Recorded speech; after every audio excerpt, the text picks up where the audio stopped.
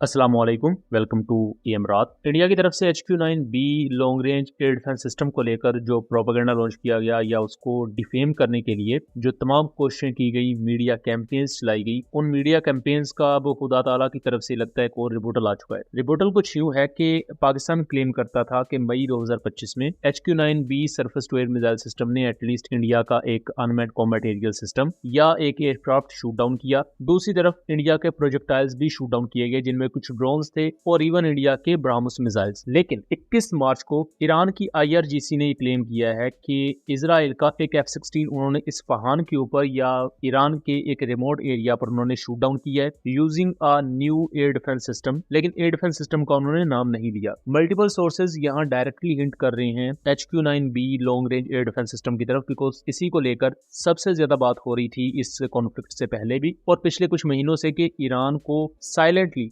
HQ-9B provide किए जा चुके हैं चाइना की तरफ से, और यही अब लेटेस्ट एयर डिफेंस सिस्टम है जो ईरानियन IRGC इस्तेमाल कर रही है। और ईरान ने अपने ऑफिशियल वर्डिंग में नाम तो नहीं लिया, लेकिन उन्होंने अल्फाज यही इस्तेमाल किए हैं कि एक न्यू एयर डिफेंस सिस्टम का इस्तेमाल करते हुए एक इजरायली को डिस्ट्रॉय किया गया। दूसरी तरफ ईरान की फिजाओं में जो इंटरसेप्शन को लेकर एक मंजर सामने आया है, उसमें एक बहुत बड़ा धमाका हम देख सकते हैं। ऑब्वियसली एक ऐसा surface to air missile system है जिसमें बहुत बड़े पैमाने पर बारूदी मवाद या वॉरहेड मौजूद होता है। अगर HQ-9 को देखा जाए तो इसके एक मिसाइल में 180 किलोग्राम का बारूदी मवाद या वॉरहेड मौजूद होता है, जो कि normal surface to air missile system के वॉरहेड की निस्बत बहुत ज्यादा है। HQ-9B के खिलाफ इतनी मुनज़्ज़म कैंपेन क्यों चलाई जाती है, खासतौर पर इंडिया की तरफ से और इवन वेस्ट की तरफ से भी, और पाकिस्तान के बाद इसने इवन ईरान में भी एक बड़ा सरप्राइज दिया है। अगर अभी तक जो ईरानियन ओसेंट रिपोर्ट्स आ रही है उनको एनालाइज किया जाए, पाकिस्तान में इसकी क्या परफॉर्मेंस थी वो मैं बता चुका हूँ। ईरान को लेकर जो इसके बारे में स्पेकुलेशंस हैं और कुछ ईरानियन ओसेंट्स क्लेम कर रहे हैं, वो चीजें अगर फ्यूचर में एग्जैक्टली सच साबित हो जाती हैं तो ये बहुत बड़ा माइलस्टोन होगा, क्योंकि अभी भी इसके मोर देन 70% चांसेस एग्जिस्ट करते हैं। अगर HQ-9B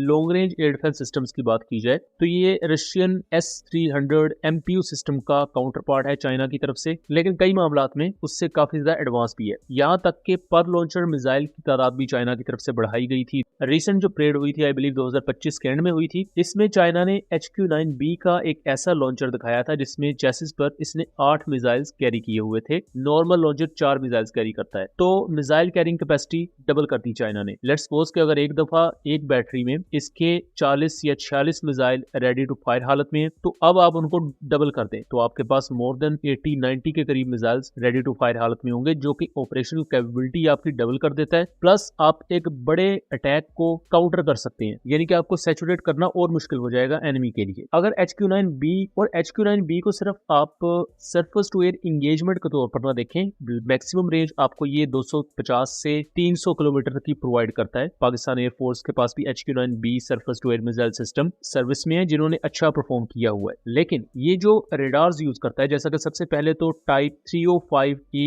3D सर्विलेंस रेडार है जो कि एक्टिव इलेक्ट्रॉनिकली स्कैन्ड अरे बेस्ड है। एल बैंड रेडार है और मैक्सिमम 400 किलोमीटर से ज्यादा की कवरेज प्रोवाइड करता है, और इसका जो एल्टीट्यूड कवरेज है इनके बुलंदी के लिहाज से वो 100 किलोमीटर तक क्लेम किया जाता है। अपने इस पर्टिकुलर बबल में ये एनिमी के एयरक्राफ्ट, क्रूज मिसाइल्स और इवन बैलिस्टिक मिसाइल पाथ्स को भी डिटेक्ट कर सकता है। तो लिमिटेड हद तक ये आपको anti ballistic missile coverage provide करता है, लेकिन ये complete ballistic missile defence system नहीं है। दूसरी तरफ इसका जो फायर कंट्रोल रेडार है, जिसका काम होता है टारगेट को ट्रैक करना, फिर मिसाइल्स को उस पर लॉक करना और मिसाइल्स को गाइड करना अपने टारगेट की तरफ, वो है x band radar. Type 305B भी कहा जाता है और टाइप 305C इसका एक अपग्रेडेड वेरिएंट है। ये एक्स बैंड रेडार है, हाई प्रिसीजन के साथ आता है और मैक्सिमम 200 किलोमीटर से ज्यादा की ट्रैकिंग रेंज प्रोवाइड कर देता है। इसकी रेंज को लेकर बेसिकली मुख्तलिफ रिपोर्ट्स हैं, मतलब कुछ रिपोर्ट क्लेम करती हैं 200 किलोमीटर, कुछ रिपोर्ट्स के मुताबिक ये 315 किलोमीटर के अराउंड ट्रैकिंग रेंज प्रोवाइड करता है, जिसमें इस पर्टिकुलर रेंज में रहते हुए ये अपने मिसाइल्स को गाइड भी कर सकता है। फिर इसके साथ साथ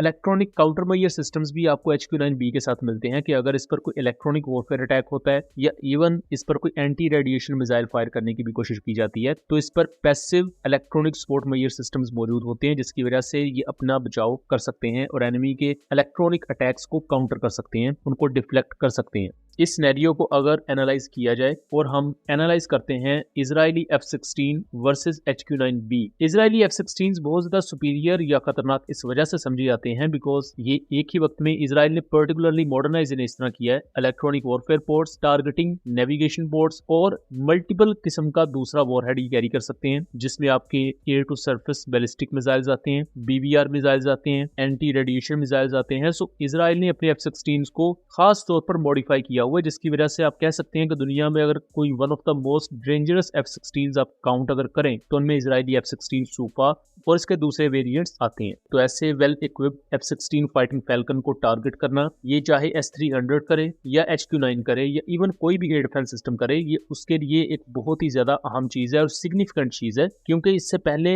जो इजराइल और US ने एयर स्ट्राइक्स की हैं उसमें ईरानियन एयर डिफेंस सिस्टम को कोई खास कामयाबियां नहीं मिली। ईरान ने UAVs जरूर शूट डाउन किए हैं, लेकिन कोई फाइटर जेट को शूट डाउन नहीं कर सके थे प्रॉपरली। बट अब पिछले एक हफ्ते के अंदर ईरान ने सिग्निफिकेंट अपने surface to air missile system को रिवैम्प किया है। उनके एयर डिफेंस सिस्टम ने अच्छा परफॉर्म करना शुरू किया है, मतलब कि स्टेल्थ एयरक्राफ्ट को हिट किया, फिर अब F-16 को हिट करने की इतलात हैं। इजराइल इस पर खामोश है और इजराइल की खामोशी बहुत ही ज्यादा मानीखेज है। हो सकता है जब ये आप वीडियो देख रहे हो या ये अपलोड हो चुकी हो तब तक इजराइल इसको डिनाई कर चुका हो, लेकिन जब ये मैं वीडियो रिकॉर्ड कर रहा हूँ तो इस वाक्य को रिपोर्ट हुए तकरीबन 6 घंटे से ज्यादा का टाइम गुजर चुका है और इजराइल की तरफ से अभी तक कोई डिनाइल नहीं आया। और ये चीज कहीं ना कहीं इस चीज को कंफर्म कर रही है कि ईरान का क्लेम सही है। या ये भी पॉसिबल है कि F-16 को प्रोक्सिमिटी हिट लगी हो लेकिन वो डैमेज हुआ हो F-35 की तरह, बट वो वापस लैंड करने में कामयाब हो चुका हो। ये भी पॉसिबिलिटी अपने आप में एग्जिस्ट करती है। बट HQ-9 को लेकर इंडियन साइड पर जो प्रोपेगेंडा था जिसमें पाकिस्तान को टारगेट किया जाता था, अब ईरान में होने वाले रिसेंट इंसिडेंट्स में वो प्रोपेगेंडा भी और वो जो फेक न्यूज का माइंडसेट था वो कंप्लीटली एक्सपोज हो चुका है। सो दोस्तों, ये था एक एनालिसिस। उम्मीद करता हूँ चीजें क्लियर रही होंगी। वीडियो पसंद आई हो तो इसे ज्यादा से ज्यादा शेयर कीजिएगा ताकि इस तरह की मजीद इन्फॉर्मेटिव वीडियोस हम आपके लिए लेकर आ सकें। मिलेंगे अगली वीडियो में, तब तक के लिए अल्लाह हाफिज।